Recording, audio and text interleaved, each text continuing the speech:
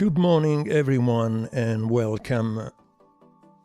In this video I will give you some pills of advices and a little part of the techniques.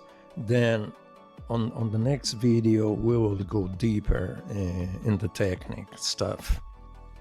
First of all, the basic advice, it's about your camera. The first one is know your camera. It's happened often during my classes. Then one of my guests or some of my guests needed to find a function in his camera but didn't know how to do it because he didn't know his camera. So we had to waste some time trying to find a way to get to that function. Basically, all the cameras have the same functions. The problem is that the ways to get to those functions are different on every brand has its own one. So what I suggest is to read this. This is the instruction manual. Each brand has its own manual. Some brands give you the CD with the manual, and I strongly suggest you to print it out, to read it well, to read it carefully. You have to know your camera perfectly, at least the basics, so to get to a certain function. In this way, you won't waste time looking for a certain function while busy doing other things. Then a little technical advice. It's the most common mistake while taking a picture is taking a picture not perfectly horizontal or vertical and having an inclined picture. This can happen more often when you are in a situation when you don't have any reference point, or you don't have a clear horizon, or you are on a steep or a climb.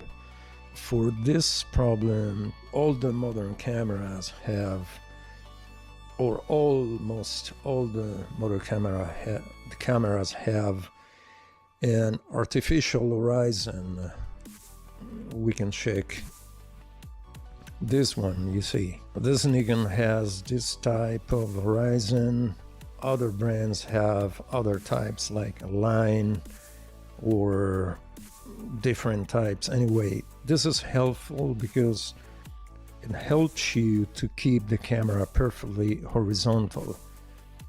In this camera, for example, on the screen, it's in this way, while in the viewfinder I have some scale on the right, on the bottom, vertical and horizontal, and when the line is perfectly in the middle, the camera is perfectly horizontal or vertical.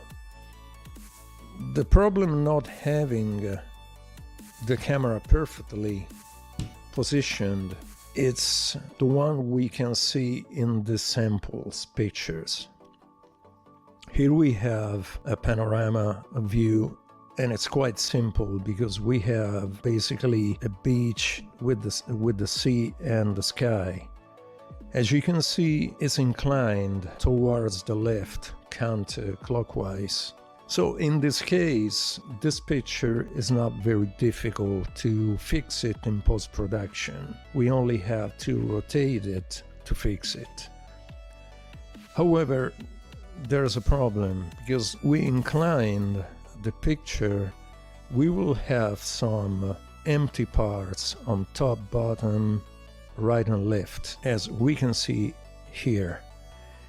This is the photo inclined correctly towards right, and now it's well horizontal. As you can see, the missing parts on the top, bottom, right and left edges are fixable in post-production. This work is doable because the background is quite even, especially the sky. As you can see, we can fill the missing part of the sky easily. There's no problem. The problem is the uneven part, like the sea and the beach on the right. To fix this, it's doable, it's possible, but you can find photos much more detailed and uneven than this one.